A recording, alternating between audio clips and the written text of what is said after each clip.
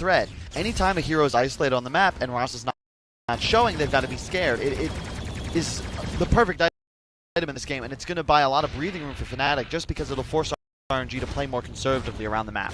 Yeah, Ice has a full pipe. He is very prepared to support his team in this team fight. So yeah. I mean, he's the highest net worth by far in his team, too. And he has a solar crest.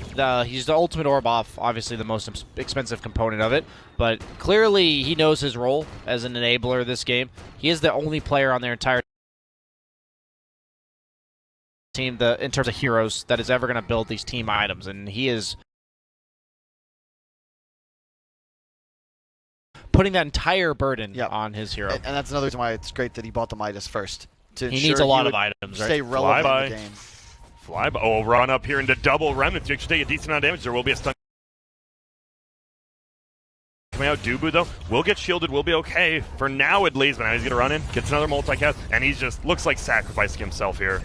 Buys his wards out before he dies. And is RNG playing this too slow for you guys? So he's AA blasted. Yeah, and he just goes down to the AA. Even lays the Pugna ward. The thing about it is that I just think RNG had this window before the gyro BKB, even after it was popped, where they could at least be doing some tier 3 damage, and it just scared, because the lanes are pushing into them. And Pugna, you could have him playing conservatively, and then, oh wait, we have a lane pushed, Pugna can TP in, blast twice, and suddenly Fnatic are 5 in base, or they're tier 3's dead. But to your point, BSJ, they do have the Lifestealer, who is super fat. You're not... Exploration as the game goes on. Yeah, maybe you could be getting a little bit more done on the map, but your net worth compared to the gyro is going to skyrocket over the course of time. Yeah, they got him once, but think about how easy it is. Now, bad and behind him, you can kill him with the 2 supports. You can kill him with Earthshaker plus pretty much any hero on RNG's side. You're still going to dominate the game for the next 10 minutes at least for RNG. Your only concern is once Abed not just has the Bloodstone, but that BKB, and then that where there's a little bit of an equalization because you can just jump straight for the Pugna, straight for the AA. They don't have any defensive items, and there's no way to peel a Storm off of one of these heroes. So it kind of equalizes the game. If Abed gets the item after the BKB, that's when things start to shift towards Fnatic, who will once you hit like 40, 45 plus. I will say, it feels like Dire's doing a better job of warding them. You see the 6 sentries in their own of Radiant and Dire both have a ward in the exact same spot. They don't see it, and down bottom, Dire has some as well. So what do you do now? If you're Fnatic, like, you know, obviously as Lifestealers, Pugna are pretty scary scaling into the late game, but this could be a big fight. And guess what? Pugna's not here yet. Obviously has Butchero. Yeah, he's going to go on Flyby, but zooms away, knowing something might be up. Nice 4-step down the hill. A-Blast is going to fly through. Who is it going to hit? It will be onto Dubu. Jabs hasn't popped his BKB quite yet. Pugna is coming in from behind, but they want to zip. Monet does pop his Manta. He might have popped it a little too early. He doesn't have any abilities. He just goes down immediately, and now they're going to zip forward. Guess what? He has a Bloodstone. He's getting some charges. There's a Pugna ward. DJ's like, wait a minute. We got to get rid of this. There's a lot of damage being done to Ice. His ultimate is going to go off. Rocket hits, and uh-oh, that's going to be another Bloodstone charge. Yes, it will. Abed picks it up, and a good 2-for-0 fight right now from the Dire side. And you saw right there, that's how Fnatic are going to win these team fights. Not with a full-on, again, like not just walk at them, but hit, run. Hit again, back out. Abed literally didn't even hit him. He just laid a remnant, zipped out. Also an Arcane Rune, which made a big... Towards his Pugna, doesn't he just live there with a defensive defense? Yeah, he needed to... He chose the wrong path of retreat there, for sure. So, shouts to Dubu, just using his body. Yeah. Try and kill me, guys. He's the ogre, yep. And so what does Abba go? Do you... I mean, 90 damage is a lot, but 20% cooldown No, you take the cooldown reduction, and you almost always take the Photic Shield. My bad. Missed that kill on DJ bottom. It's like Lan M just jumps over, Fishers gets the kill. The Miscoil is pretty nuts. I'm curious if he takes it. He's almost certainly going to hit level 25 this game based on the pace of the game, as well as the fact that he has the XP talent. Animitis. I mean, this is an incredibly farmed advantage. I don't mind the BKB, honestly. The BKB is a support item. It allows him to never be controlled and be able to spam all of his stuff. How does RNG kill anybody if they're immune to magic damage, right? Like, the only physical is the lifesteal. Blue, I don't think it'll matter, though. They'll still just bring him down. It is a slight... No man's land. Yeah. Yeah, certainly he's behind the enemy trenches, that's for sure. And as you talked about, though, like you don't have the best Roche takers on this team.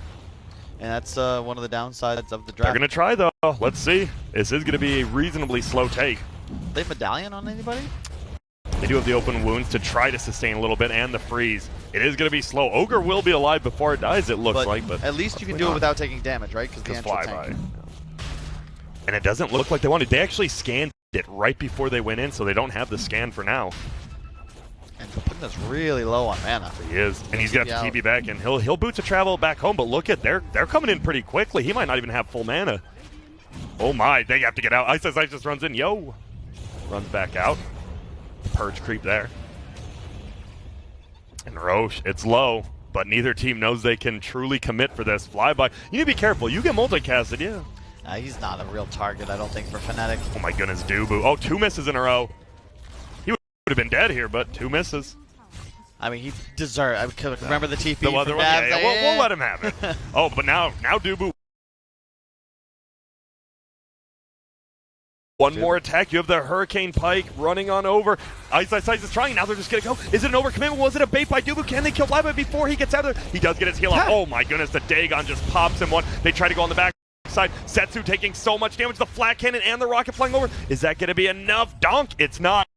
He's coming to the flat cannon, but LanM can't even save him. Here comes the A-Blast. Monet trying to right-click him down. On the backside, Flyby dying to Abedai, and he does. Will Flyby make it out? The right clicks, throws on the shield, doesn't have a heal, but Hurricane Pike's up now. There's going to be the blast. Ice maybe overcommitted a tad. Abba gets the shield. Has an ult. We have a lockdown. LanM has the stun. Actually stuns up on DJ. They want to go for that, and the double comes out. Ice lockdown.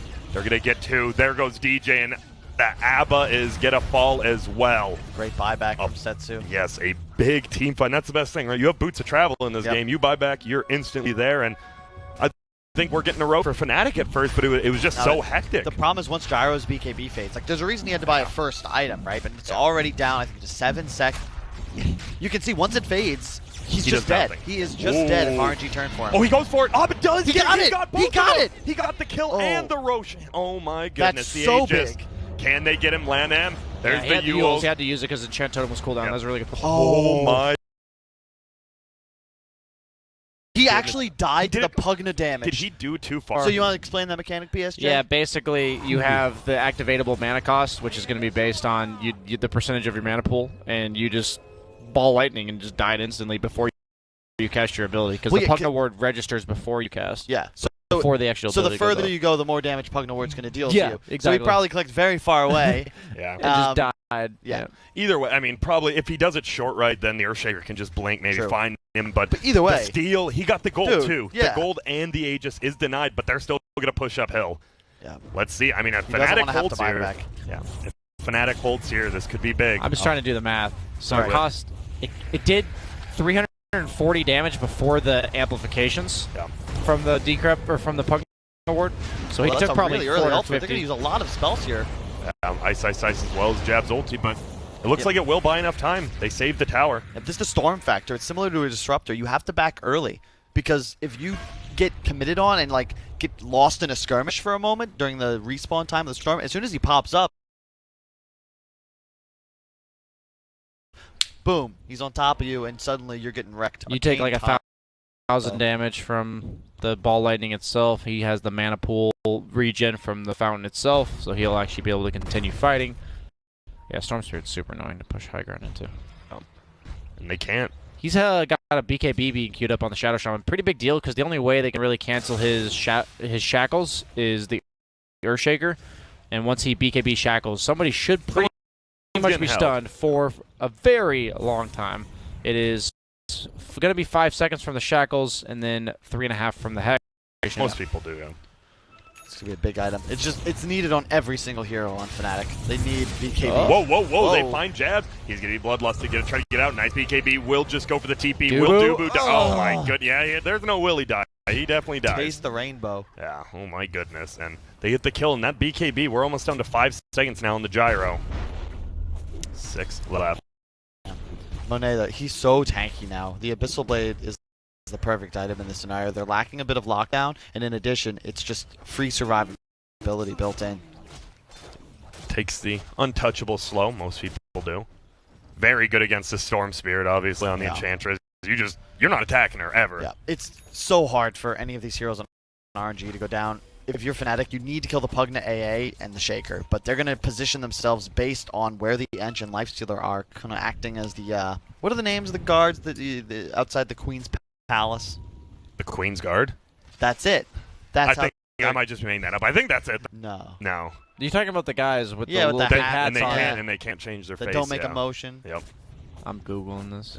So, Flyby, I like it too. He's going the Sheepstick. That's the one problem with Enchant, right? You try to blow stone up, you just run out of mana. You actually run out of mana so quick. You to Sheepstick, now you have lockdown, you have giant amount of mana. This guy's scary. I think he could just be the X factor of this game. Slice. Will scoop that up and getting close to 25. So, you think it's going to be the Mist Coil? I think, ooh, that's tough. Yeah. They're both so good. Yeah. They really are. I think Mist Coil has just more upside, especially in a game like this chaotic. They are literally called the Queen's Guard. Oh, there you go. See, good job, Grant. I to know quote, some knowledge. Compliments towards you. Grant may be a moron, but he's our moron. Thank you. That's a compliment? It is. I took it as one, and as long as you take it as one, that's all that matters. That's true. It's all perspective, Grant. Jabs, Abed, they are smoked. Well, Jabs not, but the rest of his team is smoked up here. They're looking. 34 minutes, 35 minutes into the game. That means bounty runes will be spawning soon. Middle. Ice. He's kind of baiting it out. They know something's up there. Like, this guy's pushed up pretty far. Oh, they can find Lanham. Here we go. Yep, there will be. They get him on lockdown. Will they be able to kill me before he gets anything off? They sure as hell will. Flyby is going to do a lot of damage. Jabs, but it's not going to be enough. He has to try to run away, but Flyby eating so much damage. It doesn't matter because Jab just right-clicking, and you do have that ultimate. Oh, my goodness. The Ags on him. There's going to be the buy. Oh, Monet is going to try to turn it around. Ice. Can they lock him down? Yep, there's going to be the Ewells. On the backside, oh, they find Dubu. Will they be able to get Ice? Ulti already down. The stun actually misses from Lanham, but it doesn't look like it's going to matter. He does pop another shield. Just going to run him. Will he get the deny? He does. Ice. You don't like dying, but hey, at least you don't give anything away. And well, he is dead for a while, though. Does he have buyback? Or he does. Okay. He's got the buyback. You see right there, it was used Flyby as well as Lanham. Yeah. And they're feeling maybe, we got to make something happen. You can see how Fnatic wins fights, right? They need to initiate, but more importantly, you have to get on the right target. Lanham, no business wandering through the mid lane with enemy heroes off map. As soon as he's seen, he's going to get jumped on every time by Fnatic. There's the buyback from Ice. I love it, though. You see bottom lane, DJ pushes in that, and then top lane, Abed pushes it in, but you do lose your tier 3. Flyby hitting the melee Rex a little bit. Yeah, this guy, he takes a lot of damage if you just get on top of him. Will Jabs be able to? Not quite yet. BKB's getting popped by DJ, and look at it, they're just locked in place. They can't really kill him, but he can't move out of here. Will he finally make it? Pops his own. BKB taking a lot of physical damage. Oh, they're going to turn it around, and there's Lanham. He hits it onto one of them. They just bring down Jabs immediately on the backside. It's going to be Storm trying to get away. Will they be able to get this Pugna? That's a lot of damage being done. Has his ulti, doesn't have Glimmer Cave yet, quite yet. What a team fight from Fnatic right now. And guess what? You have the hold on Flyby again. We thought they were going to kill this guy first. He's going to be the last one to go down.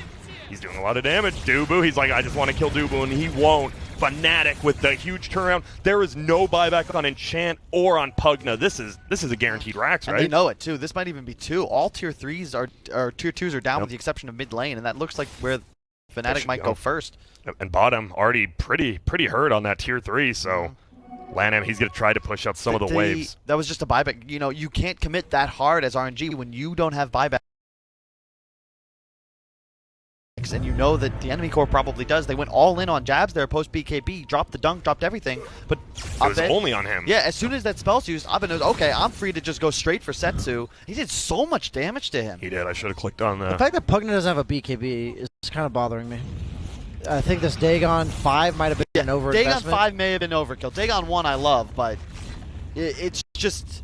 If you have a BKB, you can't die. Yeah, and the cost for damage is just not really worth it. Right, the original Dagon is what, like 2,600 gold for 400 damage, and then you add like 1,200 for an extra 100. Yeah. It's not value. Oh, there goes the melee Rax down bottom, ranged Rax as well because of this. Ice, and he went for the shield. I think the biggest thing is the fact that he does not have BKB, because at this stage in the game, he's against a Storm Spirit on Pugna, who can jump you, and the only way he can be threatened to jump you is the Earthshaker. And since the Storm Spirit has a BKB and you don't, he can just BKB and jump you. Because the only way of stopping you is a guy that doesn't do anything to a BKB. So what did Ice get as his talent? He went for the shield health, okay.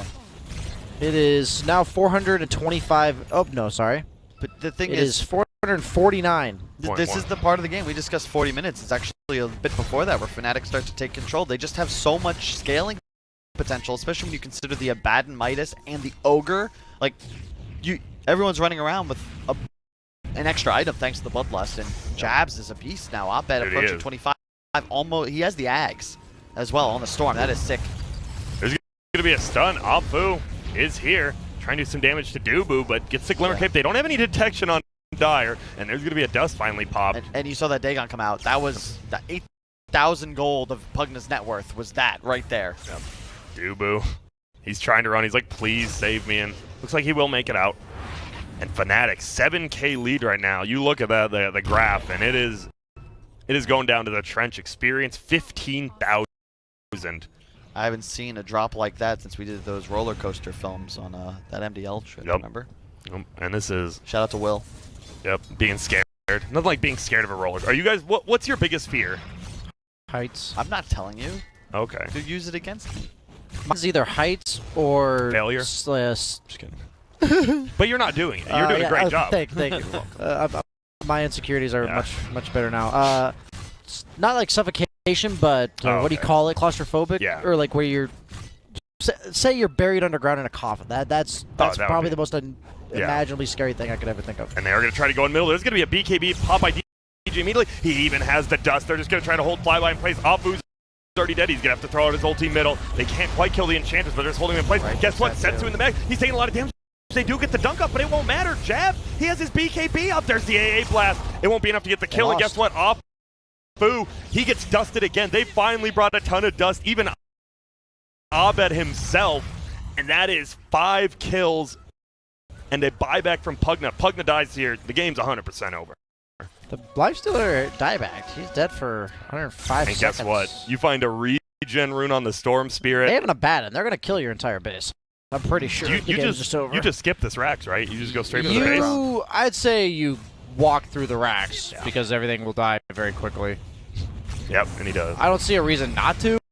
I think you have ample time to get both, like the racks and the front. But okay, they just GG. Yeah, they just GG that. That was a good game to watch. RNG, I would say, of almost a perfect methodical first 15 minutes. Yeah, and then they slowed down a little bit in Fnatic. Can we What do you want to do, Kyle? I want to we're gonna have it come back to us, I think, but I want to go into the stat screen or just like back to Grant's camera. I want to bring up the graph of the items because I feel like that's the tale of this game for me, right? Because you'll watch the look at Pugna, right? He's super strong, right? About like just before 20 minutes. Look at what RNG pick up. They get the Radiance, the Dagon. There's the 4-staff Pike soon after, and then you look right about 25. This is where they peak. But look at Pugna's item progression afterwards. You know, Dagon, Glimmer Cape. Glimmer Cape at 30 minutes. Like he's falling off the face of the map. Imagine if when you have like the AC timing and the BKB on Ench, right? What if there's just a BKB on Pugna? Yeah, I'm telling you, I said it during the game. I 100% think this game's on Setsu. I don't like to just call one player out, but he had the game. He played so well early game. He took over the entire game. I think his early game build was perfect. I like the Dagon for the mid-game burst damage, but the fact is, you have to think about, like when we were talking about yesterday with OG and how they view the game, they think when they're behind, when does the game change for us? On the other side of things, when you're ahead, you have to think, when do things potentially change for our opponent? And the thing is, you're going to die to Storm at some point in the game. They have this high reach, high mobility enemy core that can kill you, and your only way of preventing him from killing you is Earthshaker. So once Storm has a BKB, you have to have a BKB. Let's like give Fnatic credit though for delaying the game, much like OG did yesterday in that most of their series games we watched.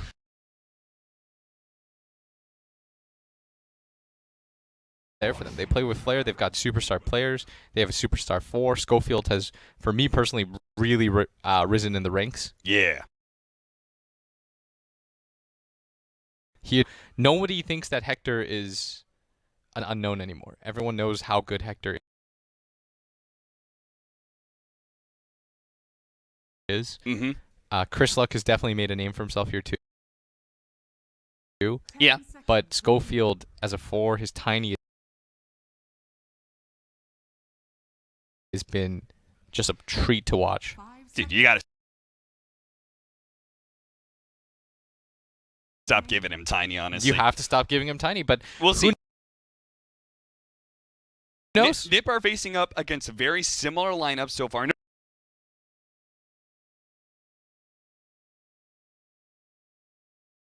Broodmother, but they know the Tiny Leshrac.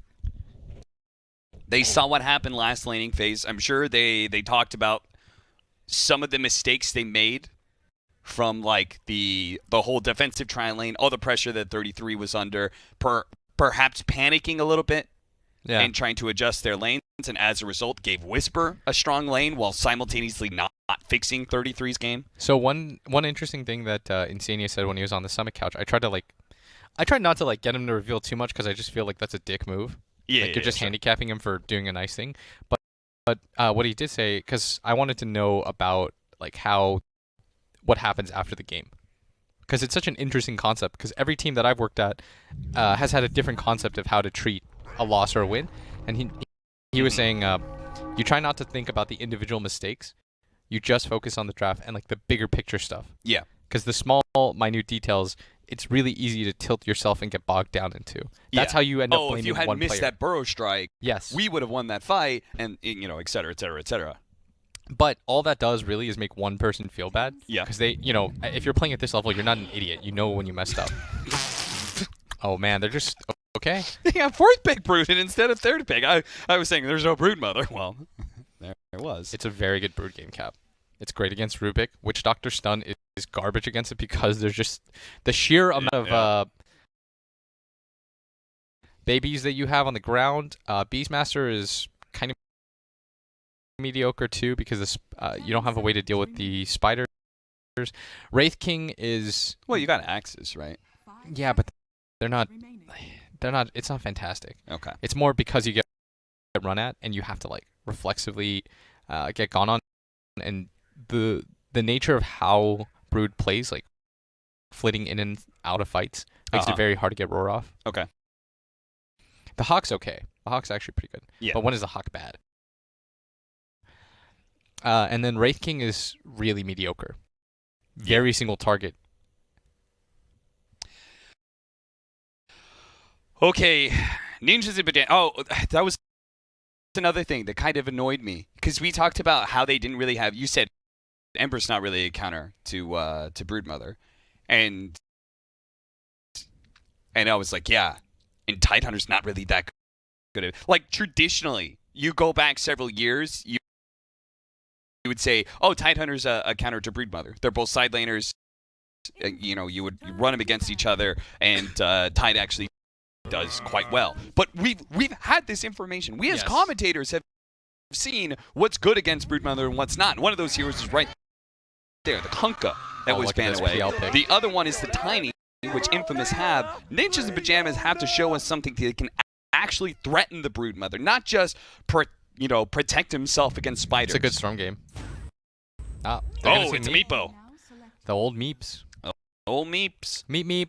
That is an ace Meepo, right? Yep, and it's got a lot of AoE damage to deal with Phantom Lancer, to deal with spiders. I don't know if it's the hero that really threatens Broodmother, but we'll have to see. We'll see. I don't actually know how Meepo does against PL. I'd imagine because PL, he has such a slow ramp-up time, maybe it's very good. Yeah. Okay, I like it, though. NIP, it's good. They're going to go out on their own terms here. Yep. This is something that we've wanted to see from them, honestly. We've been waiting to see from them. To give us, some sort of flair, put a stamp on it and say, this is, our thing. They're going to run at you. They have a strong 5-man lineup. The one thing about this lineup that stands out to me, Cap, is even if the laning phase goes poorly, they can fight. Yeah. And I felt like that was something they really lacked in their other games. This is a fighting lineup. They have stuns. They have vision. They have disable. The only thing I'd say they lack is that burst. That's going to come from Ace, which means that Ace has to have a good laning phase. Yeah. I do know Meepo's good versus Phantom Lancer, right? Because not only do you have the AoE damage, you have multiple ensnares, which Phantom Lancer really hates. Yeah. You can't doppel walk out of the net. You can't doppelganger out of the net, and he's really good against all the one positions. Even if you dodge the first net, yeah, you have a general idea of where he's going with his doppelganger, you just throw 2 more nets in that area. Let me say, by the way, I think that he's good against like all the carries, like Void, Anti-Mage, like all like the really like janky ones that rely on like their gap close abilities. Yeah. It's always just a question of whether or not your like first 15 minutes of the game are gonna go well, and we'll have to see how that is against Broodmother. Yeah, let's fire up NIP. Let's go. We're not biased at all, but we want your tournament life to continue so that you get into a dramatic situation where PPD has to fight his former team to get to TI. That'd be so hype. You know that there's no bad blood lost there. But this is what I want personally. This is what made me say it's looking spicy. For the lower bracket. Or for elimination. And that for EG to get into upper and for NIP to get sent out of the tournament. Both of those situations. Plus, it makes every single match of this group worth just not as exciting if you already know who's out at the bottom. Yes. Right? Because everyone in the group gets to go that, oh, thank God. It's not us. Yes. And we're going to play in playoffs, and then we can just focus on that fact. Yeah. Right now, for me, NIP, it's now time to show up. You've been waiting, you're sleeping dragon. I'm good with it. Yeah. Saving strats for this, sure. But this is it. This is your tournament life on the line. You know what? We're skipping this tip. This is not the tip to have. Calm players, I don't want to see calm out of NIP. I want to see frenzied, bloodlusted. All right, give me one. Crystal Maida and Lena are sisters. What a tip. What a tip. All right, scroll through until we find the one we want. All right. Even a defeat is practice for your next victory. All right. Good. That's the I one. like that. That's perfect. Ninjas in Pajamas have been doing a lot of practicing at this group stage, and now is the time to get the victory. Every defeat is practice for your next victory. Well, they've got one real good victory stored up in the wings. Some Kamehameha. This is, just to be absolutely clear, the Ninjas in the Pajamas, their fate is not in their hands, but if they do lose any more games, they are 100% They cannot make it to enough wins. They need a minimum of 5 right now because that is the next lowest. Currently, they're rocking 2, so they have to win out. They're playing against Evil South Geniuses. America's Best and Infamous, Yeah. and then Evil Geniuses, yes. Yeah. Crazy how good Infamous looks, though. I just can't get over how good South America. They've really brought it. They have come to play at this TI, and I can't help but admire that. I mean, they certainly came into this tournament, This shit's developed a inspiring, concept, and they keep on. They have like slight alterations, but I do feel like teams are letting them draft the way they want to. Yes. They're giving them the heroes that they want. They're to play. not respecting them, but at this point, you gotta start. You gotta give them all the respect in the world. And you know what the cool part is? I feel like this will inspire the region. This is homegrown talent, Cap. Yeah. This is this is not Team Ham. Yeah. This is not Pepita plus 4 Europeans trying to get an easy win. Yeah, this is homegrown talent, and if you're a fan of the region, this is so cool for you guys. Good luck, SA, because right now they are, they're putting Europe in a do or die situation right now, Cap. We're gonna have the 33 Beastmaster and Saksa Rubik duo at the top lane. Once again, Infamous are gonna start off with their tri-lane, and Whisper's gonna be left alone as a Leshrac. He's going to try and soak some experience. What is that thing, by the way, SA streamer, like the Ga or whatever? The Ga! All right, we'll do that if they win. Yeah. Because that'll have secured themselves out of last place as well. Yep. And if NIP wins, I'll eat an overcooked steak. 'Cause apparently every European that I've ever met is really into like well-done steaks. I'll request the chef tonight at the buffet. Sear the hell out of that. Infamous. So this time around, Ninjas in Pajamas did not get caught into the early tri-lane trap. They don't give any kills up, and eventually Schofield does rotate because he has to give Whisper some semblance of a game in the tournament. Yeah. They've tried to go on for that early first blood, pick up a freebie, win the lane for Hector and then move. As this mid lane is going fine for Ace. This is what we anticipated. The Meepo. Ember was not the counter, but maybe Meepo is. I'm not a Meepo player, so it's hard for me to tell. Yeah. But I've watched. I actually play a lot of Brood. Oh, you're a Brood player now? Yeah. You can't make it out there without learning. This mid, Ace is going to clean up a lot of these spiders. Honestly, I'm just happy he's not an off-lane hero, so I don't have that pressure to learn him. Yeah. Oh, and Chryslek is going to drop the loser spray. This is my new favorite meta that's developed at this tournament. Yeah, yeah. Shoutouts to OG for making this a thing. The loser spray is the next level. You can mute people, but you can't mute the ground. You know, I saw that, and I was pretty sure that was going to be a thing at TI. But the other one I thought was going to be the monkey one. I thought that was going to be another one. That's the other spray I quite like. Schofield. The lane is going to push in, so he's going to show up at this tri-lane once again and try and get the kill on Asaxa. He's going to be able to get the telekinesis, but the avalanche and all the shadow poison, that's easily going to be enough to... Oh! He's going to pop his stick, have enough for the lance, and that will be enough to secure first blood. And it's this tri-lane that they've utilized to make sure that Hector's lane is as good as possible. Schofield, the best part about, I think, Schofield's gameplay is that he always finds where he needs to be to get kills. He's not a passive, I'm going to slowly win your lane. He's, let's get kills. I'm here for a reason. Yeah, he shows up, gives just enough security for Whisper, and then as soon as he sees an opportunity to head back to top, he does so. I do think, by the way, let's load up net worth, because I think the last hit chart for Meepo is like, it's heavily skewed. He's only slightly ahead of the Phantom Hunter right now, but does have a good distance over Chryslek. But perhaps somewhat expected as Chryslek will at some point catch back up after... He gonna jungle. After the neutrals. Abomination. Right, time for Whisper to pull some shenanigans, because Witch Doctor Wraith King double stun lineup is. Especially with that early level of Maledict, is PPD gonna tango with Whisper a little bit, but Whisper's gonna disco his way up to this lane. He's even gonna run into this DD area. Is PPD gonna deny it? Smartly so. He was on the high ground, wouldn't have made it in time. So Whisper continues to keep track of the creep wave. Spada doing his best to keep the creep wave where it is. Nice deny.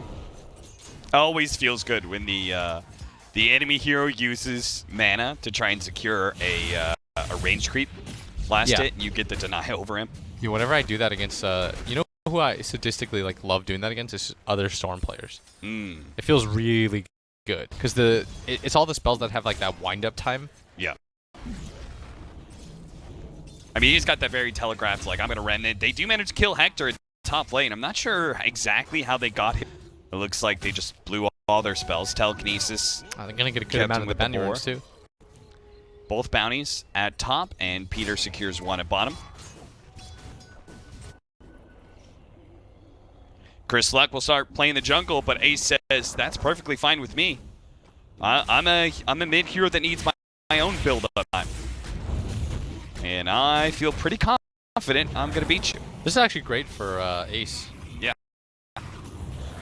I will say, it's really good position for him. I think this is why maybe Meepo's going to be very good against Brood, because it's one of those times where you can be passive and it's okay. Yeah.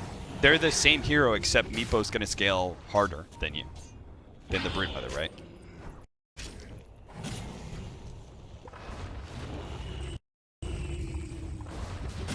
One difference is going to be the Hand of Midas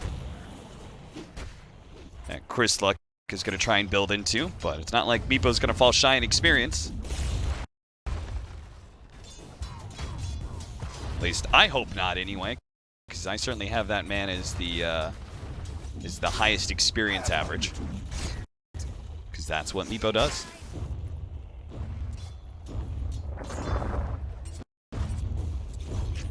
Gonna go on a Whisper here. Wraithfire Blast has the cast ready to go. Honestly, he's not that low.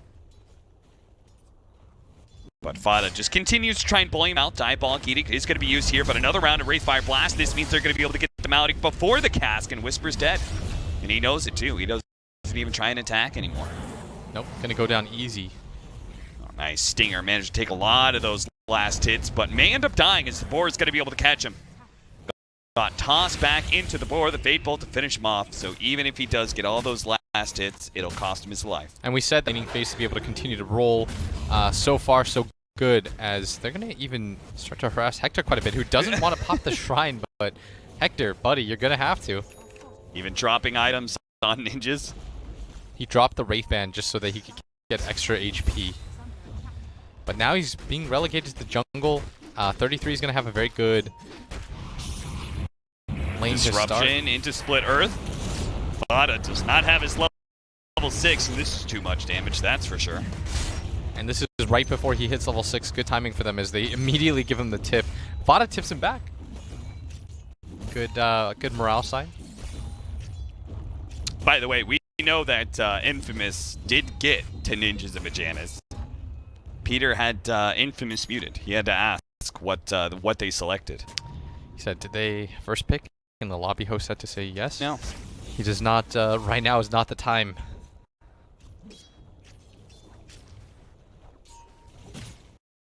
Peter is a man of banter, but inside of the game, he's got to try and pull Ninjas in Pajamas off the cliff, off the edge that they're currently standing on, because they're about to plummet their way out of the International. And Chris Luck, by the way, he's decided to go for the build where you go Midas into Ags. I think the key difference between like the two builds oftentimes is that brutes go for threatening the roar, and they are actually going to use the roar here. Is he Hector dead? is he's very gone. dead. Nice. And 33 doesn't even take that much damage. They are really... Yeah, this is going to be the double bore. There's high levels of it too, level 7. Actually level 6. But this mid tower being pressured by Ace. Remember what I told you, by the way, during the break? What actually hurts Meepos? Or Broodmothers? Is the ability to take her tower. Yeah. That's really what hurt. Toss back into the Diabolic Edict. Whisper is going to try and run him down. They do have the reincarnation, so a second life, the Tiny, except for a toss, but it looks like Soul with just Catcher. the Split Earth, it is so much with the Soul Catcher. His health just evaporated. This is why that Shadow Demon has been such a popular pick in this group stage. Feels like that Soul Catcher makes every burst damage hero look good. Still, game is still relatively okay for NIP. If you do manage to take the mid tower of the Broodmother, it changes the way that she has to play, because it feels even worse. They're going to catch Peter as well behind the tower. Diabolic Edict to finish off this tier 1. Ninjas in Pajamas are trying to equalize things by taking top. And Ace is not ready to be rotating around just yet. He's about to get his blink, though. Radiant's bottom tower has fallen. Dire's top tower is under attack. Dire's top tower has fallen. 4-4, 10-minute bounty runes are about to spawn. Looks like the team's gonna split it up for now, as both their mid laners are not looking for a fight just yet. I do wonder if this early blink dagger from Ace is going to change things. Yeah. He's not going for the quadruple Wraith Band into Ethereal Blade build. He's actually going an active build for this Meepo. I wish I played more Meepo. I could tell you like the nuance, like the perfect nuance as to like why, but my bad, buddy. I'll learn for our matchup knowledge. I imagine it has to do with pressuring the Phantom Hunter better. Of course. And this this brew that's running around with all the spiders. I mean, if mobility is key, nothing's going to be better than Blink stunning her. This mid tower, though, still very healthy. Got to be able to catch Peter here. He is very dead. Oh, Ace is now here, though. Ace is really going to commit for this one. He's actually going to go for that last rank. He's The gonna damage kill dealer is everyone. dead. That means the Shadow Demon is gone as well. Schofield's trying to get out. Fada knows he did not run left, so he's got to be somewhere in this triangle. Fire Blast as well. Toss up. Toss for toss. And Ace Ace actually managed to run down Hector as well. Schofield's still alive. That was the roar. He's trying to skedaddle here, but there's nowhere to run to. He'll be met by a shot from the tier 2 tower. He caught the Phantom Lancer up here. I mean, he saw the fight happen. He must have gotten just a little bit too greedy. Got roared.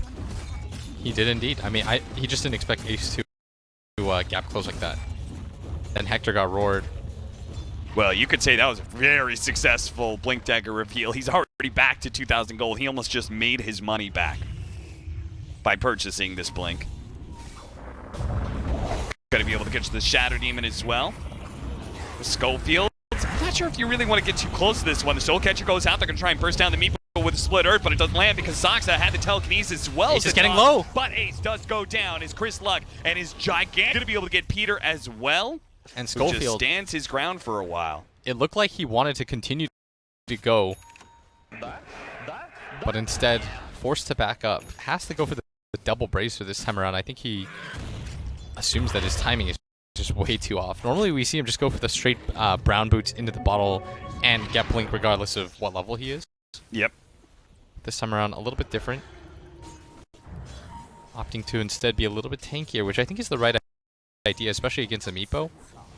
What is the point? Like, you blink into a Meepo. Yeah. But I don't really know where the gold lead evaporated from. I guess the Broodmother getting so much out of that fight, and her getting the last hit on an ace, as the net worth was 1,000.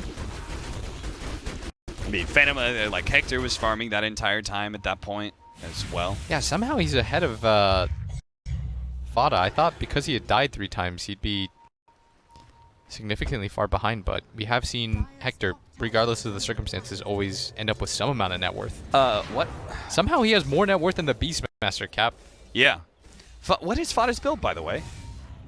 Oh, he's going for a hood. Okay. Why, though? Like, no minus, no Radiance build? Do have the Avalanche to be able to slow down 33. They traded so dead. Lestrak for a Rubik. Schofield goes down too. During this time, the Meepo is PPD. Okay, Peter.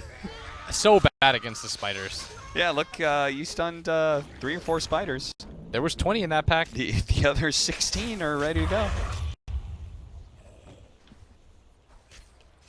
Dying like that always feels just terrible. Oh, Ace gonna run in briefly, but Chris Luck just gonna stop his farming for half a second, try to be safe. And yeah, as a support, when you run into some of these like Brood games, you know it feels really bad as like a Venge or a CM. At least CM has ulti, but like Venge, especially like single target presence, no AoE. Yeah. You have no clear way to get this to the spiders. I mean, I personally have the biggest problem with just Broodmothers or Arc Wardens, these heroes that for no risk will just kill the 5 position, you know? Yeah. Like Chris Luck doesn't have the spiders and Peter and Remember Peter Magical dies. yesterday when Stinger, he was microing against Stinger? Yeah. Yeah. Oh, that was sad. To give you context, guys, Magical was microing to try to last hit the SD, and he didn't notice his own hero had been gone on. And he didn't even kill the support he was going for as a result. Yeah, that was a real oopsie. I think he should have, but I think he panicked and went back to his hero and stopped microing his spiders. Yes. So it was a lose-lose situation. Hector, how's he doing? Diffusal Blade coming in as his next item. We have the same Yule's build last game, but it's Roshan time. This is something that Infamous need to constantly be aware of. Fortunately, the Broodmother's really good at being able to control the area around the Roshan pit, so they will be here in time.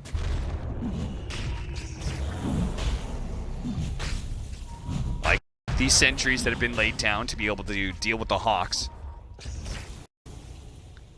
Finish off the boars as well. Chris Luck's just going to play in this cliff area that Ninjas and Pajamas will have a hard time going on him. Wow, the mid lane is actually being assaulted right now because there's a siege wagon, and Hector, with all his illusions, the ensnare doesn't quite hit. A second net coming out. Hector's going to be able to dodge that one as well. He's got the doppelganger for the 3rd net. Now the Roshan area's been left behind. Precarious position for an IP because they don't want to get too far away from here. Both teams just hanging around, seeing what's going to happen. Sentry's going to be laid out by Stinger. If he walks up that hill, he'll see. He should actually know about the ward, right? Yeah, he should. He's got his own ward there, too. That ward doesn't see it. Oh, I see. And he doesn't see it either. When he gets close, that's not quite enough vision. He's going to be found by Ace, and he's going to be like, how'd you know I was there? He'll end up dying. The duo, the Predators, managed to lock down all those Meepos. The paralyzing cast keeping the Broodmother locked in place. he will end now up they can dying. Roche. And now he can Roche. Unfortunately, sorry guys. I don't know what the deal is, but the hotkeys are not right. Both teams, there we go. I tried to show the vision and realized I couldn't go back. And the Brute Spiders, they're hanging around the area, but they're not going to do anything. Fate bolted spiders, I don't think that's getting the last hit on Roche. Can you imagine? If that's a snatch right there, I'd lose it. Yeah. And that's going to be back up to a 1k gold lead for NIP. This time they're doing much better than they did in their previous game. Actually going for moves. I feel like that's the first games. Yeah. They got the E-Blade, the 15 talent, so the 20% evasion adds a lot to a Meepo's effective HP.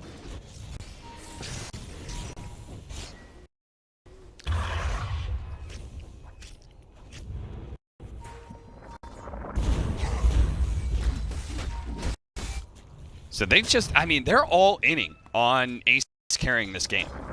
With this pipe build from Fada and then the Vlads into Crimson Guard, they're literally just going to go every single teamfight item and have Ace carry the game. Fada will not have much of a game as a result. He has no farming items. This is it's kind of an I've seen this build before. approach. He's done this build before. Uh-huh. I think in this exact same situation actually with the Meepo on his team. Yeah. He's just trying to enable it, Yeah. I believe. But it means if Meepo does actually get addressed by Infamous, the game is pretty much over. Ace should have a really sick game. He's going to be able to find another kill on his Schofield while his team continues to pressure the bottom tier 2. And simultaneously still defending mid. Sox is able to do that alone. They may have to give up their tier 1 tower top, which Chris Luck is going to go for the back door on, but they can just go for the high ground right now if they want to just awkward position. Force them back inside their base. That's the last thing that Infamous wants to be. Yeah, with the skeletons coming out and everything, Infamous really have to address this quickly. They have to try and kill down. And they just don't. So the tier 3 is already dead. In Ninja's Pajamas, they could back up if they want to, or they can try and go for the kill onto Schofield. Split Earth managed to land on it too. Managed to get a lot of damage onto Infamous. Stinger is going to be forced away. That's 3 heroes. He got out of that high ground area. And with only a 2k gold lead, they're going for it here. I really like this from NIP. Last time it took almost like a 40k gold lead for them to feel comfortable. This time around, they're forcing the issue. They're going to grab the tier 3 tower. They know that right now Infamous can't fight. Ace. He's going to try and catch Chris Luck, and he does manage to get him. This is Chris Luck's death. Trying to all in to get the tower, and just barely doesn't have that BKB. And he even buys out, so he wouldn't have his buyout in this position cap. He's that confident that his team can hold without Ace there, and he might be right. That's why 33 going to evacuate the building, completely reset things for themselves. And they have so many teamfight presence auras. Like they have, they've got Vlad's, they've got the Crimson Guard almost completed, a pipe. This is a very mid-game oriented strategy. This is meant to end the game at the 20-minute mark. Is Ace going to run in, find Schofield? Surround him with the Meepos, toss one Meepo away, but the other 2 remain. And a 4th shows up for the party, just in time to claim the kill and maybe finish up a Scythe of Ice before the next push. They really are. They're trying to end this game pre-30 minutes. This lineup will not scale with the item sets that they've gone. You know, I think this is really cool because they've got the attack speed aura, the vampiric aura, and the Vlad's combined with the Meepo Ransack. Yes. So he is actually going to be life-stealing like crazy. Yeah. And then on top of that, you've got the pipe so that the AoE magic damage does not work into him, and the Crimson Guard coming out of 33.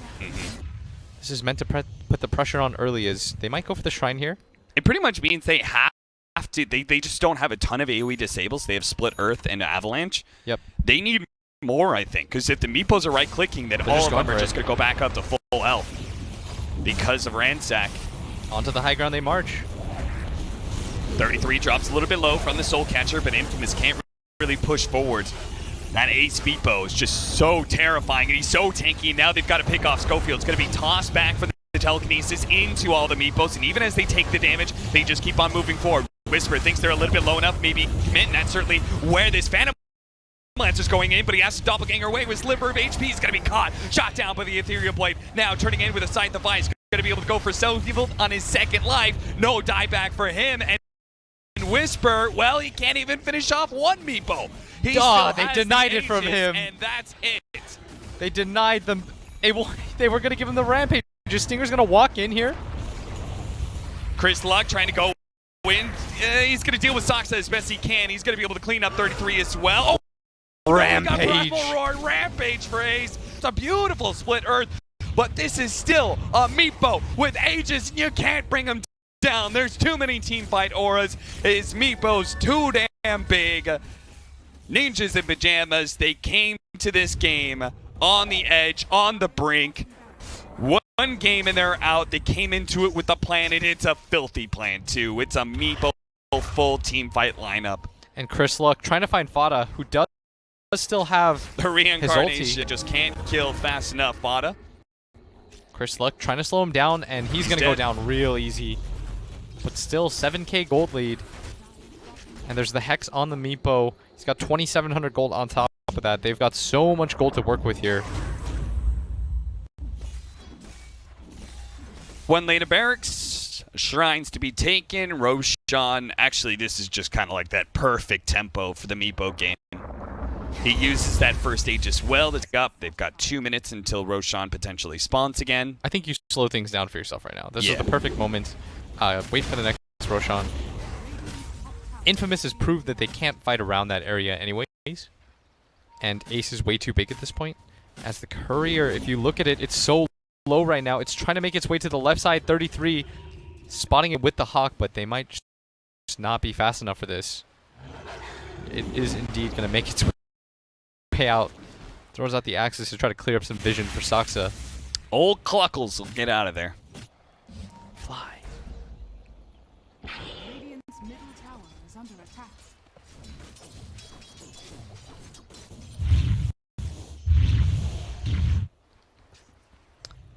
Heart next for Hector. He thinks he just needs the raw stats. By the way, I was wrong. Nope. Hold that thought. Nope. Yeah, because of the previous win. Yeah, because of that last one. They had 6. I mean, you weren't really wrong, because you did say that. Did I? Yeah, you said that after they won the game. Oh, am I crazy? Yeah. Okay. But, yeah, you know, it'd feel good to eliminate a team, I bet. It probably doesn't feel bad. Oh, that was weird. He gave him the bottle to bottle up the Illu. Make it full for the Tiny. Oh, and he just didn't. He just didn't do it. Yeah, I think so. It's all good, though. 33 hanging around the area. I think they're so close to winning this game. All they have to do is get control of the Roshan pit. It could spawn in 10 seconds. Of course, being a professional team, they're well aware of this. Yeah, everybody has the timing written down. Sometimes players like Envy will do it for you. Yeah. Well, no need to try and get greedy and go for 3. Fada shouldn't do that, that's for sure. Look at him. Shiva's next. He is all about the team right now. This is the most 3-position Wraith King I've seen since... Oh, hey. Oh, jeez. Peter died. PPD just existed. And then he didn't. That was wild. The spiders just found him. Imagine how terrifying that would be. Oh, and like if this was a real thing? Yeah, just a pack of roaming spiders running around. That just assassinate you? Just devour you alive. And that is the level 20 talent, too, on the Brood. Yeah. That's rough. That's where stuff gets scary, but it's mostly scary when the Broodmother has the superior map control and he's taking Roshan and towers with these spiders. The team fight aspect, we'll see how effective it's going to be. Because that more comes down to whether or not he can get to the back line with the spiders and kill the supports. Agree with everything you just said. So we're going to smoke up around the Roshan timing.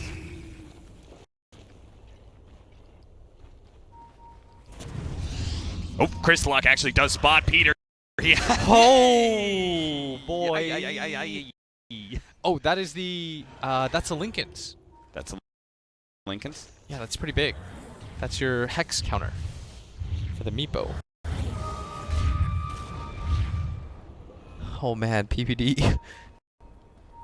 This is this. Oh, now Sox is next. He blinks away just before. Dude, he was gonna die. The Let me just say. attack. That is. I don't know. I kind of enjoy watching it. It's so funny because there's like nothing you can do about it.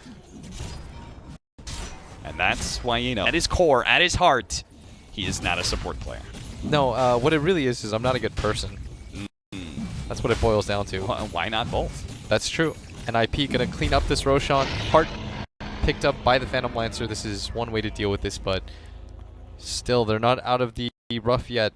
Yeah, I mean, this just goes to show that like these little pickoffs that the Broodmother gets, like that doesn't matter. What matters was getting the Roshan. And now that they have Aegis and Cheese, Ninjas and Pajamas can go high ground with confidence. And it's up to Infamous now to change the game. You gotta play aggressive right now. Get a fast pick off. Take away that Aegis. Kill everybody else but the Meepo. Anything but just letting Nip run up into your base. And remember, Infamous is still playing for that upper bracket slot. Yeah, still well possible. 30 skeletons attack damage. Just one more reason that Infamous should not let Ninjas and Pajamas get close to their base. And I feel like they're letting them happen right now. Nip could just run through mid. Yo, they don't have TPs. Hit top. Wait, seriously? No TP, 2 seconds. 6 seconds. Tiny doesn't have a TP. No TP on Tiny. 70. Oh, he just bought one. Okay, they're easily gonna let them march up. Here come the boys. The boys are out. Dude, the boys are doing it. And the boys, they're about the revolution. They're tearing down the wall, and looks like Meepo, they may be able to take away that Aegis pretty easy. They will get that. The toss over to the Shadow Demon. That I don't think was what Schofield wanted with that play. And it looks like all of Infamous, they should be able to get out of anything. Infamous, they might just be able to catch more out of this nasty situation. Peter, he's going to be disrupted. His TP is canceled. Peter just came for him as he is 2-8-6, only level 10 right now, despite his team having that hefty net worth. Just saw Schofield toss in Stinger, and Stinger did not want to be there. No. But with the Aegis immediately taken out, that was such a bad situation to jump. And as a reminder, this is an all early game build that they've gone for. Oh, yeah. Like, this game looks super one-sided, but you give it, like, 5 minutes. The builds alone will make the difference. This is a Shiva's Wraith King. There's the toss in of the Shadow Demon. Fortunately, there was a defensive force staff for him. You've got a Shiva's Wraith King, no Necrobook or Blink or anything like that for the Beastmaster, no Solar Crest. I mean, that fight really showed that as soon as the Meepo was dead, there was no damage. Like, even just the little bit of time where he's reviving off the Aegis, Infamous could just swarm forward, knowing that this Shiva's Blink pipe not a threat. Let me say, by the way, games like this are always scary when you play against SD support because of the turnaround potential of disruption. Yeah. Gonna make as well as Soul Catcher, right? They that just got a kill. Schofield. Picked off does not have buyback. And they're looking for more right now. 33 did get the Invis rune, pushing forward right now, trying to find somebody.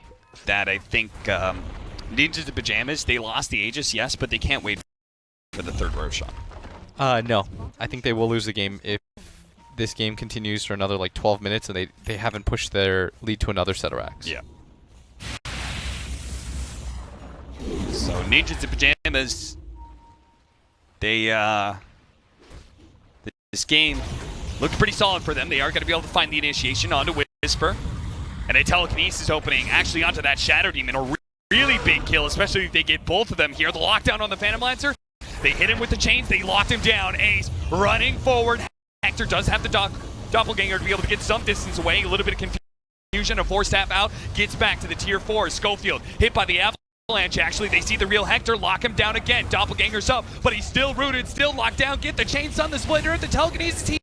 He's dead. No buyback too. So Infamous, they're going to have to fight this out 3 versus 5 as they try and chase away ninjas in pajamas. But Nip, they know this is their time to secure this game. This ace Meepo, 19-1-3. He is a beast, and he's about to get his 20th kill. As Schofield is going to be chased out by the side to split. Stalls one of the Meepos, but the rest of them stream forward. Bada takes the kill instead. But Nip, focus on the objectives. Go for that lane of barracks, or go for Chris Luck off his BKB, and he is food. He is fodder for Infamous at this point. Schofield's next up. Rip down the rock. Whisper's going to get chains done. Infamous just one by one, getting pecked and poked up. The GG. All right. Nip will stay alive at TI. So now we're in the dream situation, guys. This is the dream scenario that I was hoping for. NIP, EG, the former captain. To stay alive, to stay in the tournament, to prove something to Evil Geniuses, Peter is going to have to bring down his former team. He's going to have to bring him down. And for EG, they still have a lot to play for. That's an upper bracket slot that they're trying to secure. Yeah. For Infamous, with the one win against NIP, they have secured themselves from, no matter what, they will not get bottom slot. Yep. And I'm not sure how the other series have gone, but NIP, as far as I know, is still good. Yeah, it's pretty much like this is going to come down to some of the other series. They need a little bit of luck. They need some teams, you know, hopefully multiple teams for their sake, if not at least one team to just no more wins. Yes. They have to win both games against EG and one of RNG, Fnatic. You know, I think there's like 4 teams in that list that are all at like 5 points. One of those teams has to just go 0 and like 4 today. Yeah, but right now, NIP will, as far as we know, because we are not updated on the other games, of course, because we're casting for you guys. As far as we know, they're okay. And that's going to do it for us on this stream. We'll be back later for Vici versus OG, another exciting series. The 2 titans of the group will match up. I believe OG has absolutely secured. I mean, I don't know how they top like the IO carry. Maybe like they let Jerax like play the mid or IO something. carry that they've never practiced before, and they just show up at TI. Yeah, maybe like start Jerax will play it. mid or something. Yeah. Who knows? But that'll do it for us. Thank you guys for tuning in. Congratulations for Infamous for securing themselves a top 16, and for NIP for surviving. That's what they're doing right now. That's it for us. We'll be on some other stream. Come back for the next match, whatever it is.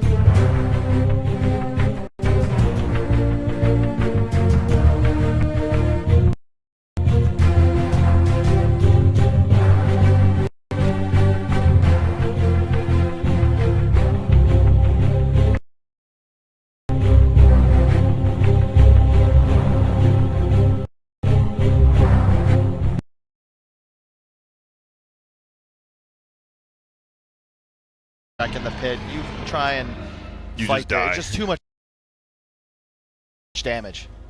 Ooh, Afu was getting ran at a little, but makes it back. And now he's going BKB on the Wraith King next. That kill on Terrorblade was pretty massive, honestly. That kill on Terrorblade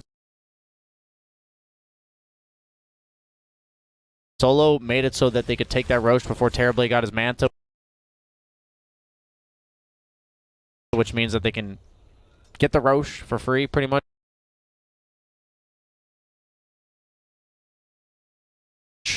Is a 19-minute rate, a little before 19-minute radiant. Setsu, he got solo killed middle, but he's still having a pretty good game. Kunkka farms really fast. That's just how it is. Heroes with Radiant, the heroes that like to buy Radiance the most generally are heroes that their kit naturally does a lot, and they like to just walk around in fights, and Kunkka fits that description. RNG have got to get back into base. Fnatic, like, if you allow them to set up on the high ground, like, Glyph is available, sure, but you've got to be real You have a cautious. Leshrac. This tower dies real fast. See if he goes for the Edict baits again. Here next, bottom lane, they're trying to push out. No, they just use Edict. There will be a jump forward. Pop the Glyph now. And everyone's here. Will Setsu? Yep. Is he able to find anyone? Doesn't look like it. And force everybody back to base and then get out of there. And then go farm. They use their TP, so Did you they can just use smoke yours. out on a RNG, or are they just They're using on Fnatic? No. Like, look at what Jabs is doing on the map. Wouldn't you just rather him have a Radiance? Oh my god, PSG. Look what he's doing, though. He's just farming creeps. Of course he's farming creeps. He has a blink. He could have just... Oh, Monet. They're gonna go kill those towers, BSJ. Yeah, and he's Radiance... pushing the lane, not farming Radiance creeps. Radiance makes you do that faster. With the gold he has, he could have had it. Oh, well. Nice Yules there on the illusion, so can't deny the rune. Well, I'm a Hector God believer. That's all I got to say. That is true. I can understand that. I agree that in about 5 to 10 minutes, that decision to not go Radiance will become a 4-1. However, they can. That's assuming they don't take over this game right now. If they just get a lane of racks here, then everything I said is out the window. Glyph is down. They're about to clear 2 towers for free. They've got Aegis. This is go time for Fnatic. they have a Yules. They are going mech on that Leshrac afterwards. We see a mech getting picked up as well by the Rubik. So these 4 positions. Because I agree. Like, Radiance means that your timing to be like as strong as possible is like 40 minutes into the game. Whereas right now, Jabs is about as efficient. He's like gold and slot efficient to be as strong as possible right now, especially if he finishes that Deso before this push. That is true. And he has enough for it Like, once it's the tower goes down. Deso mech go time. That's what I'm thinking for Fnatic. Gonna go for it, and yep, guess what? There it is. The Deso will be coming on the chicken. And there is a hood picked up on Ice Ice Ice as well. Yep. He's tanky. He doesn't go the solar crate. Oh, You like bottom, that? bottom. And there's a big fight coming in. It will be the boat coming out. Dubu, he will drop the rock. Will they be able to find? Is it going to be Setsu first? That is the Radiance. That's a ton of damage, and he will just go down. There's going to be an ulti on the backside flyby. He wants to at least bring 1 down, but he just blinked into 4 heroes. You're not going to make it out of there, my friend. And they're going to get right click down, pulled in, and Abed gets the double. A chase on the backside from the rock. But damn, they took a fight. They saw Jabs TP out. Did they just assume it would be a good fight because he TP'd middle, or? Must have. And it wasn't. I don't know. You're just Fanatics. I'm all about synergizing with my team, and if you look at the way Fnatic is power spiking right now, I love what Jabs has done, because you're gonna get this. You're gonna have a pipe, a mech, a Vlad's, a solar. These items on Wraith King. You're just way too strong. RNG, you all gotta build selfishly because you need core items just to be able to play your own heroes, right? The Radiance Kunkka, the Manta on TP, they have 0 teamfight items except for whatever Centaur's picked up. Yeah, he's almost got a pipe. Yeah, Doesn't feel the greatest. and that's it. Abaddon has the illusion room, man. The silences. It's coming.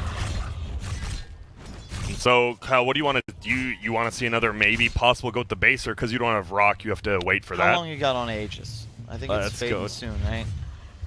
Roshan may respawn in 4 minutes, which Grant, means what do you- yeah, there you go. it means 50 it's seconds. 1 minute. Yeah.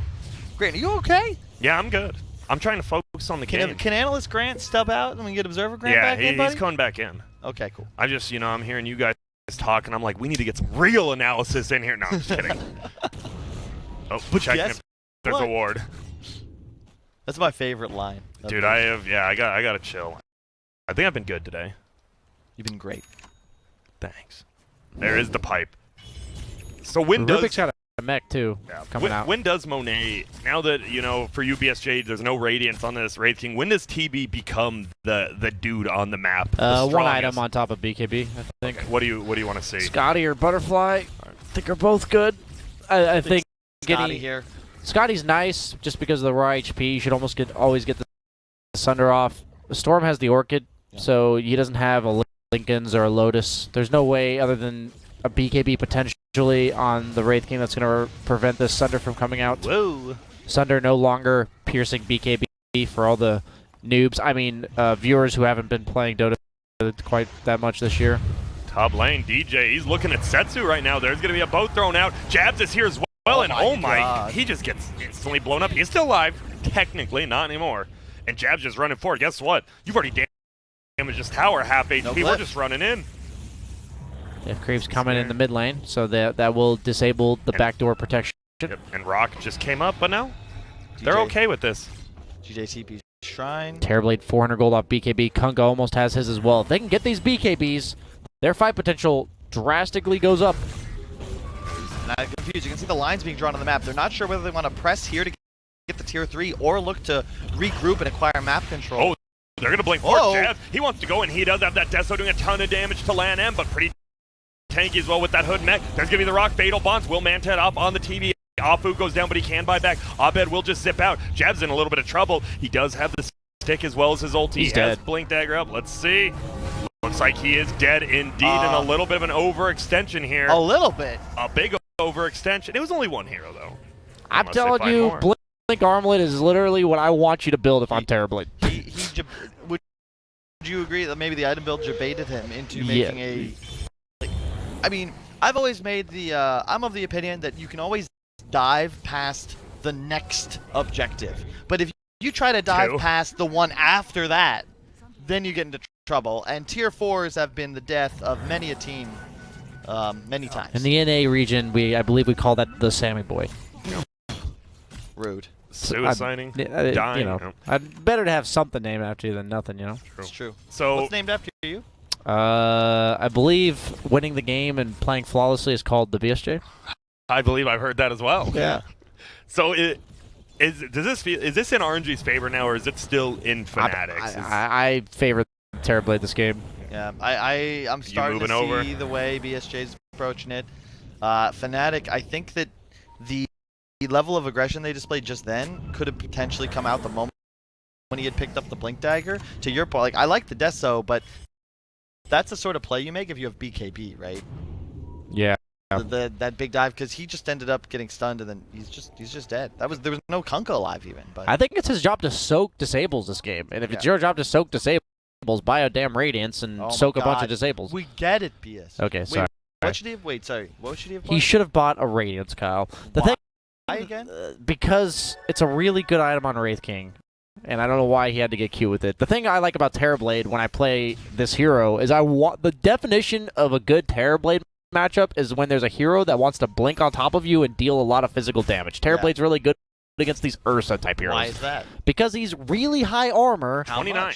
30 armor right now, Kyle. 30 armor before any major items are coming out. He has 4.8 agility gain. Yep. That is a lot. I love the Scotty decision because, one, Wraith King's very easily able to rotate towards an MKB. And in addition, you're playing against 2 melee cores. That Scotty slow is very considerable. You like it against a Batten because it consistently reapplies, so it mitigates the effectiveness of the aphotic shield, who he's gotten this utility Abaddon again, but he doesn't have a Midas. Yeah. Look, you can see his net worth suffering because of it. And you can argue that perhaps Fnatic, you know, again, like maybe they got a little cute. They got a little cocky thinking they could end this game, because if they did just go for the Midas Abaddon and the Radiance Wraith King, yeah, sure, you can't play with that same tempo, but RNG was playing so passively, maybe they could get those towers anyway, except you also have that investment in your future so that you're not, you know, hungry during retirement. Yeah. All right. They Radiant did smoke up. Oh, double smoke. It will be, and there's a rock Grant up. There's a possibly BKB. miss this one. I hope not. What's going on bottom lane? There's skeletons. I'm just kidding. BKB on Wraith King. Yeah, BKB on Wraith King as well as the Storm. Oh my goodness, and they actually just smoke right past each other. This is a classic. BKB on Kunkka. I love watching this as a spectator, because you know everyone in both teams is on high alert, kind of shitting their pants a little bit. Oh, your heart is racing, and this is a must-win game for both teams. Yeah. You want upper bracket. You and win we're this all on just Fnatic, laughing you're at him. feeling way better. You win this is RNG, you're like, well, we can breathe now. Yeah. And they're still looking to have this The fight. arrow. Yeah. They point down middle. There will be an X. That's going to be a steal. They will get the shield. Oh. Pretty good steal. They find one on the back. It is just the Wraith King. They try to find the Abbot. They at least want to proc the ulti. There it is. Oh, that was the reflection from Terrorblade. Yeah. Oh, and they are going to jump in the backside. Jabs already pops his BKB. Both to be going. Warlock Rock does fall on all the BKB units. Monet is just unloading on everyone. Lan M will be the first one to fall, though. They try to find DJ in the back lines. Abed is killed off. It is a 2 for 0 for Fnatic. DJ in the air, flyby trying to kill, but he dies as well. Monet, can they bring down? He still has his ulti up. Will he throw it out? He hasn't yet. Now he will. Jab just right claim. The Deso does do a lot, and they get the kill now. They're looking for one more, and it is. It's a full team wipe with only DJ going down. DJ, check the fight recap. I would love to. Look at the damage output of all of these heroes. Like, dude, look, I can't. The Wraith King did 6,000 Look at that without damage radiance. coming out from the sick Wraith King build, Kyle. Dude, he got that cred. He destroyed. Did he not just take what BSJ said, yeah, look at it, read it, disregard it completely, and just win that fight? Dude, is that what he did? Might have been. Is this a Rax, or do they just get tower and get back? What would you do, Kyle? If you're the captain, are you calling it? I'm backing. All right, you saw them back. I saw you, Kyle.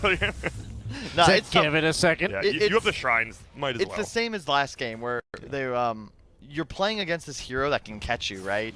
You need to back earlier so that you don't get yourself jebaited when he X's your ally. You're like, oh, we gotta save him. Okay, we're good. Okay, back up. Oh no, we're X again, and then all of a sudden it's a 5-on-5. But you don't have the big ults this time. And Roshan is up. They've killed the top shrine. That is key when you're Radiant. I like the sword. Yeah, I do too. Let's not blink stun a Wraith King. Yeah, seriously, what was that? Yeah. You can't do that as a Centaur. You need to initiate on the proper targets, just like Fnatic did. They're going straight for the supports. They know what's up. Yep.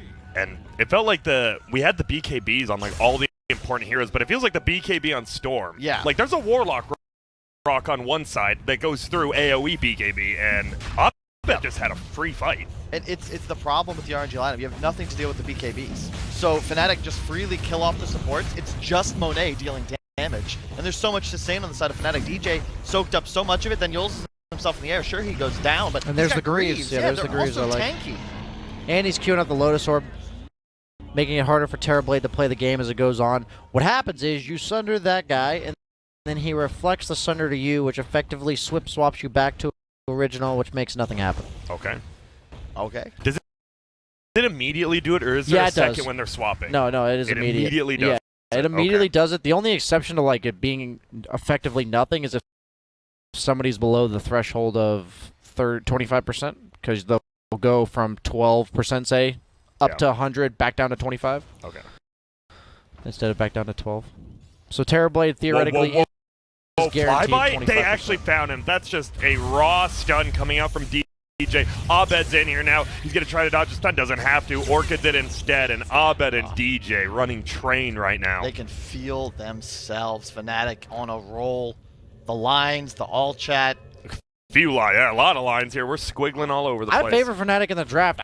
I just thought they were doing exactly what RNG did last game, where they were potentially giving a chance to come back. But I've been proven wrong that I occasionally admit that the one time per tournament that I make an incorrect prediction, Kyle.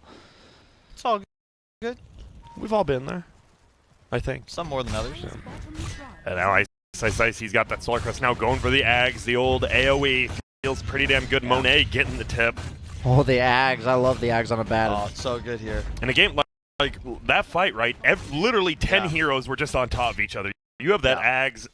Fnatic will never die. It's not the damage output that's winning Fnatic the fights and giving them this edge. It's the damage reduction. Like, pull up the items real fast. Look at the team fight comparison. AC just finished. You've got AC, Greaves, Pipe, Vlads, Solar. In comparison, literally just mech Pipe on the Dire team. And they have just picked up, what was that? Is Scotty finished on TB, or is he closing in? He's really close. He could get it, but he has to get out of base. He needs to, doesn't he? He needs it for the fight, yeah. Oh, well, Yules, he's not going to get X back. He doesn't get the X back. He does have to pop his BKB. There's going to be an ulti used by the Centaur as well.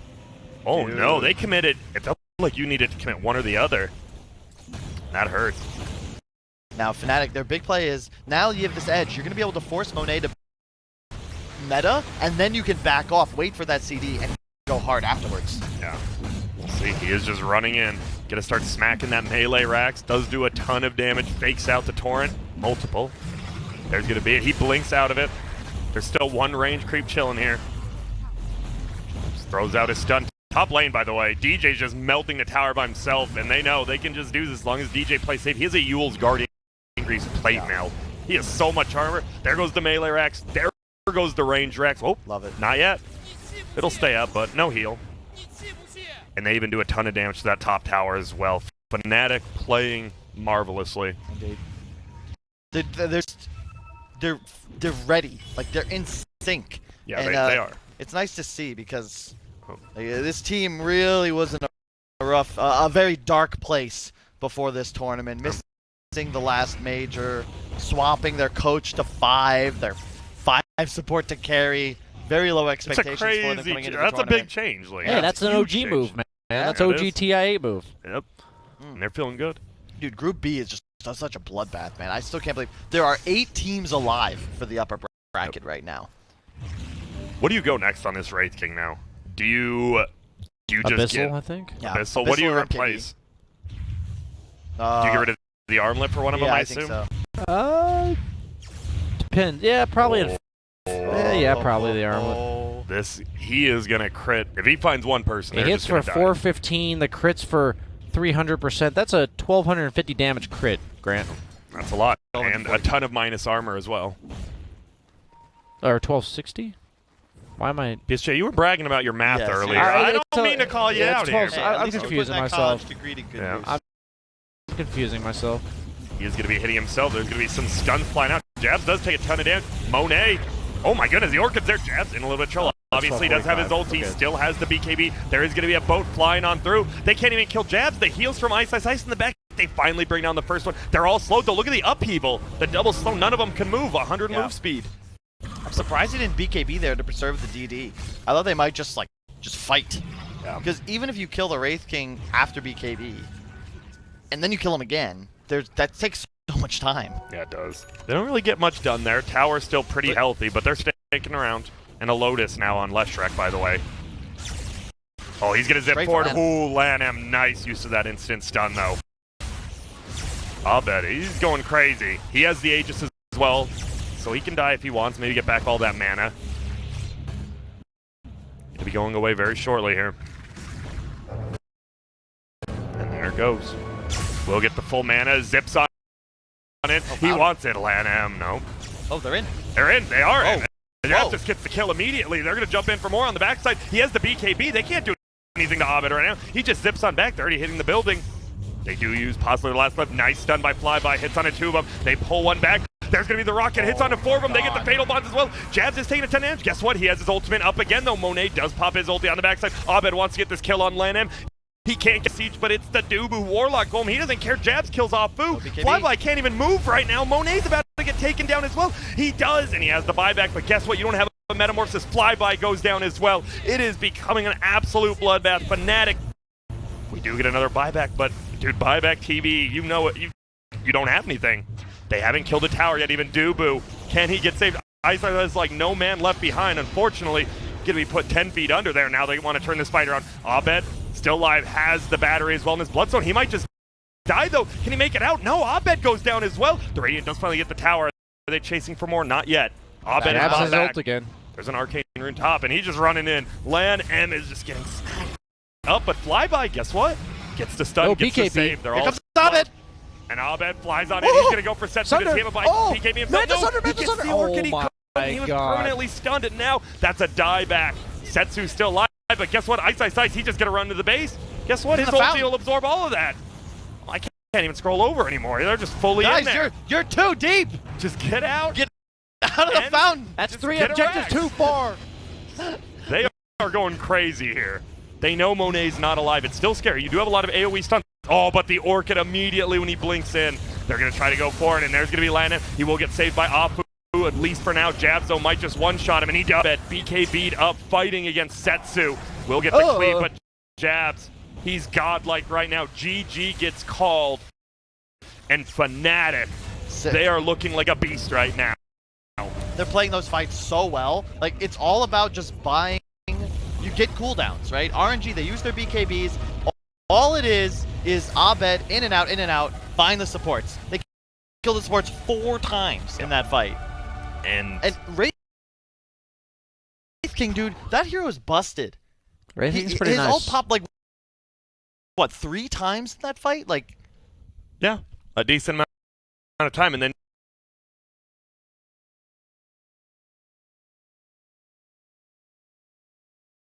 between, like, when you look at how Viper flaps its wings, how the back moves relative to the wings flapping. Apparently with Wyvern it's not anatomically correct, but it is with every other flying hero in the game.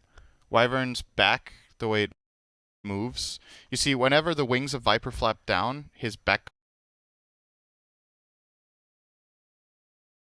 goes up and vice versa. Because that's logical, right?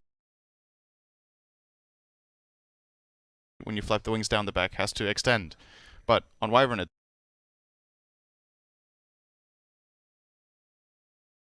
doesn't. On Wyvern it's the other way around. What, he's just like somebody noticed that, and I don't know. I mean, I don't even know how you noticed that, but I suppose after you watch this game for so long, like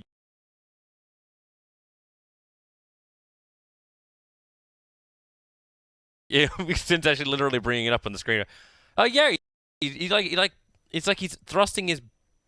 Okay. The back follows down. It doesn't extend upward. You could show it if you wanted to. Okay. This is let's just that's my fantasy, Mr. Wyvern. Just so we can get this out of the way right now. So compare this. Now you need to pull up Viper. Now we're gonna pull up Viper. Okay. It's fine. I'll tell you when there's bans. Ah. That's Venno. See, so in comparison, when Viper's wings flap down, yeah, it's maybe better to look at it a bit from the front. Like the rest of the body kind of extends upwards, or like thrusts upwards, or whatever you want to call it. And Wyvern doesn't really work that way. All right, let's get back to the draft. Well, there's nothing new. We gotta. There we go. OD banned.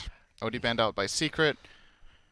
Yeah. So they're again. They need to. It's clear Chaos need to pick a mid hero that can lane against Viper, and what Secret could be worried about in that sense would be Broodmother. But since they have Alchemist, if Chaos pick Brood, they will just put the Alchemist mid, and he will have a great time free farming, and then problem solved. Spot ban as well with the Yapzor Invoker. Bristleback with no mana. Yeah. It seems way too easy for this this early cold snapping, Quas Wexing, like 4-position Invoker, just to get away with even being picked. Yeah. It would have been a great pick this game. EMP is awesome against these strength heroes that you are really spell reliant, and it's also not half bad against a hero like Willow, who can still get caught. Oh, there's the Leshrac. Okay. So that's probably a Zai. A Yapzor Tiny? Yeah, I think Yapzor Tiny and Zai Leshrac. Yeah. Very possibly, at least. Unless the Matumberman's Gyrocopter, and it will be Misery Skywrath. You are correct, Sind. Oh, his Skywrath looks cool. What is that stick? It's like a half broken. I mean, that depends on your perspective. It doesn't really look broken. It looks like by design that it's a half. It's intentional. Yeah. Does this feel broken to you? I don't think it feels broken. It feels like it's being cracked like a cookie. I get what you're. I totally understand. I just feel like it looks like that's not what things look like when they break. It looks really polished. Maybe it was originally a half sun, and then he just had it like sharpened. Yeah. It's like it's an old antique. He's like, I'm gonna bring this back. this was an old relic of the Eerie. And then on the other side of the board, we have Chen with literally a creature that came out of the sewers that he's riding on. So it looks like something from StarCraft. Like yeah, like the little little Zerg style face. It really is a Zerg coloring. That is true. With the horns that come back, looks like the Hydralisks. With the way their heads go. And little known fact, they do actually originate from the sewers. So there you go. Really? Say something, Toby. A Hydralisk comes from the sewers? No, it doesn't. I'm about to say that wouldn't make any sense at all. I remember my StarCraft lore, and like that's not. Then why are you questioning yourself when I make a bad joke? Because I'm always questioning myself when you try and give me a fact. Your tiny space just looks too cute in rock. I like this set. I like this Teed 9th. So Secret have two ways of doing this. They can use it for practicing new strategies, or for building confidence in something they've already shown, and getting that little bit of extra experience under their belts with comfort strategies. And this so far is nothing out of the ordinary. So I think they're kind of holding their cards close to themselves here and not showing too much extra, which could have still been an interesting choice to, you know, try a crazy idea that you don't really feel like you're going to use. And then if it turns out, man, it's actually really good, maybe other teams are going to be worried about it and start banning your heroes that you didn't even want to play anyway. But they're not going to do that. For example, they could have picked a techies this game. Yeah. Try to get in the hands of the but but maybe they don't want it banned. Yeah, maybe also they don't want to have to play against it, because if they play against it, they show how to counter the techies.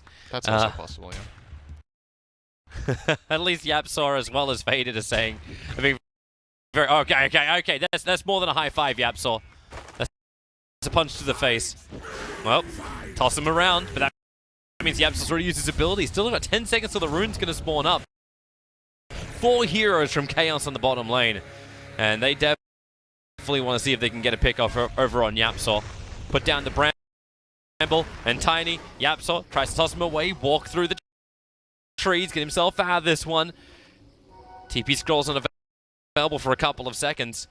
And he's trying to juke it, but Matumba and Millen perfectly surrounded. Yapsaw will be the first blood.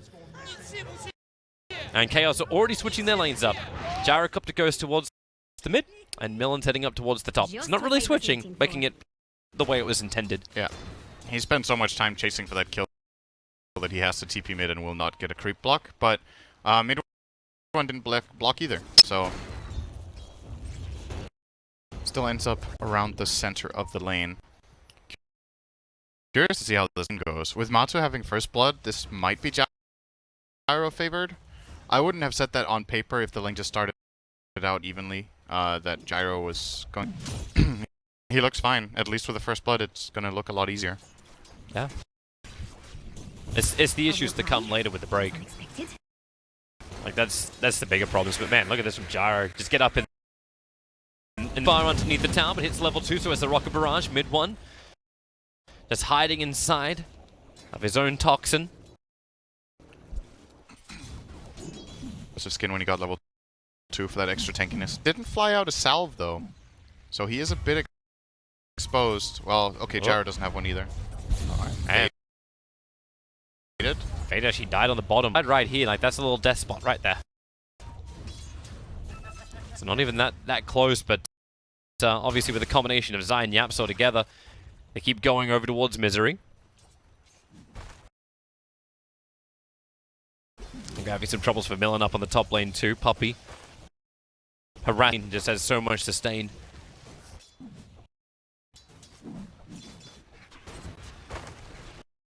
Right, mid 1 as well as Matumba up. I think Courier is bringing out, the sound for mid 1's now on the way. And Millen's having a really hard time standing in this lane. Puppey took the wrong creep, I think. Oh, mid 1 dead under tower. Gyrocopter. He'll lose his life for this too.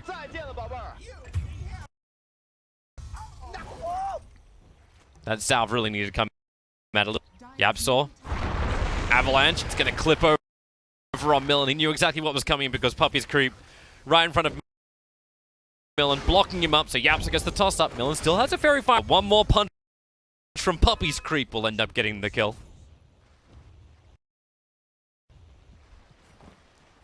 Wait, does this creep have any benefit over the other creep?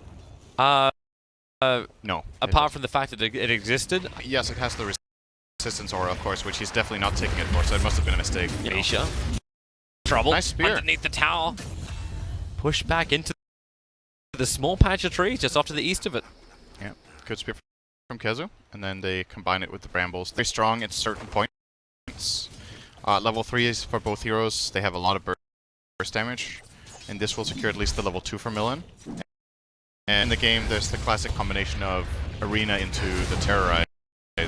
People keep running against the wall. That attack from Zai with the Split Earth was a little bit off target, but he knew Yapsaw was going to stand behind him and protect.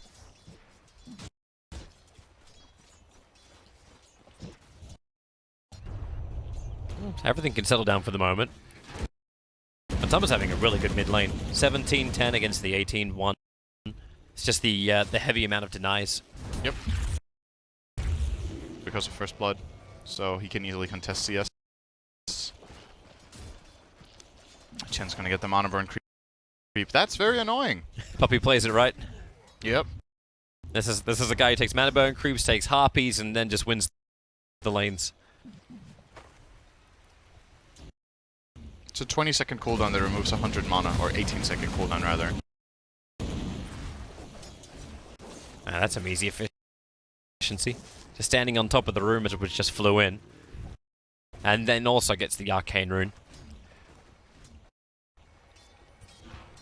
She makes for a really good lane for him. Mid 1 backed off just to farm inside the jungle. That's why there was no contest for it.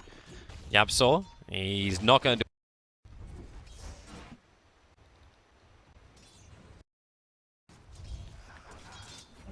That's definitely what he keeps on threatening. Probably how they got that kill on bottom lane buffs. But then Zai's going to turn the 2 points edict on. Yep, the level 2 edict is a big difference maker now. There's a lot of posturing for the 5-minute bounty runes. Puppey and Nisha going up against Kazu, but Tubberman's moving for the bounty rune. But he'll end up losing his life for that. Still good though, he has Alchemist in his team. So the money makes it worth it. A lot of extra gold. Nisha does have the only 1 point up in Grievel's Greed. Obviously need a little bit more lane presence with the 2 points Acid Spray. His net worth is not equal. In fact, it's a little bit behind that of Matumberman for the moment. Shows how well that lane's going for Digital Chaos in mid. Digital Chaos. Digital Chaos. Sorry, the other Chaos. Well, it kind of is the same Chaos, right? But then again, it isn't. Yeah, it really is. Called out in mid. YapzOr able to get the toss back. Matumberman can play inside of his own call down, but underneath the tower is too much damage to survive. That's a really big kill.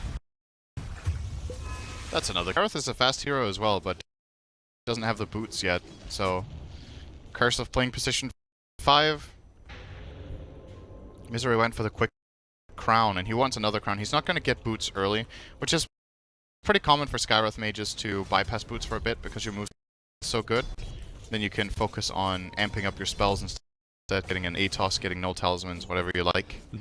And he's going to take mid for now while the Gyro is making a rotation to top out of smoke. Hey, he'll be able to wrap around the side of Puppey. Nisha's already been forced away thanks to the Bramble. Puppey cutting through the trees, but Matumberman with the Rocket Barrage and the homing missile. He'll kill Puppey underneath the tower. Even with the extra heals, it still won't be enough. And Nisha wants a battle underneath his own Acid Spray. TP support's coming in, but it's coming in very late from Zai. Nisha's already gone down. Matumberman with the double kill. Zai gets the lightning slow onto Kazu. The attacks from the tower is not going to be enough as Zai have to cut through the tree lines, but the Cursed Crown from Millen cancelling the split earth. There's still 3 heroes from Chaos up on top. In fact, it's about to become 4 with Misery rotating in. Zai is too far forward. Puppey 3 TP'd up here. But Chaos... And Nisha's gone jungle. Which means Chaos can now take this tier 1 tower. And what's your trade-off? YapzOr, there's 4 Quill Spray stacks on him, and YapzOr slowed down. I think YapzOr knows he's dead. He needs to get a quick toss onto Faded, throw him back underneath the tier 1 tower. So Faded, the damage output from the tower. Now 1 charges will keep him alive. That solo, that would have been super huge for this game. Yeah, so far so good for Chaos. You know that combination we're talking about? is Harpy and oh, nice. And Sada. Yeah, or it's still good though. Faded. But he burns the clarity and then he triggers the Soul Ring. Loses the majority of his life. Puppey up a little bit too far once again. Skewered up into the tree thanks to the spear with the Bramble down too. YapzOr trying to come in to help out his captain, and with that help, Puppey's creeps are able to up on top. Oh, bottom. And Zombie Missile connects. There's nothing else to actually cancel the TP out apart from a heavy amount of damage. I'll do it. Has Master played Gyro all tournament? I think he's got to have had 1 game on Gyro. Drafts that I saw but maybe I just saw the wrong ones. We haven't got to watch a lot of Chaos. In fact, I think this is our first game of... It is our first game. ...of Chaos that we get to see. Yeah. All the money. Nisha doesn't want that smoke. Nisha wants that farm.